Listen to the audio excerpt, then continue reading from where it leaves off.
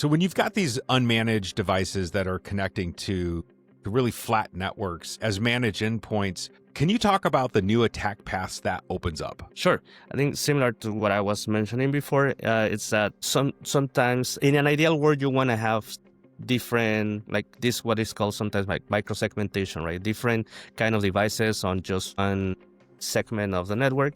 But that's also not the case. Sometimes you want to share devices among in the same segment of the network. For example, a printer. Sometimes you have a medium-sized organization, you want to share the same printer across all the employees, so you put it in the same segment of the network. So sometimes that's desired, but if you don't do it following the best practices to make sure that you have a good control on the access of who is accessing those devices, that creates a larger playground for attackers, because if one of those devices that pose risk into your organization, some attacker gets into it, and then they can start doing lateral movements across different devices that are in the same segment. So maybe they compromise a device that is a low valued asset, but then from there, since it is in the same segment as a high valued asset, then they can try to do lateral movements, credential reusage, and all the typical lateral movements attacks. I could see how that could get complex where you're looking for efficiencies or ease of deployment, but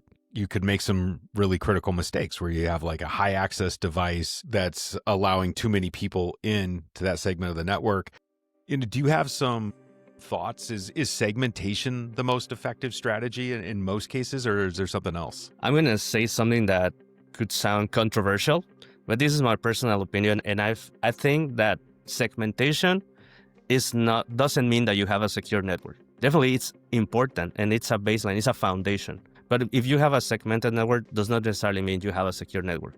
But definitely it helps, and it helps a lot to have a better control of the traffic flow between them and between all the devices. You can use more granular policies, like who can access what, especially if there are very specialized hardware or specialized devices that not everyone in the organization should have access to. And also having segmentation allows you to have improved monitoring. So you can know if an attack happens, you can pay attention to where exactly in the network is happening, why it is happening, and what is affecting, and what are the surroundings that are affected also by this incident. So definitely it helps, it boosts your security posture, but having a segmented network is not everything to say, okay, this is a secure network.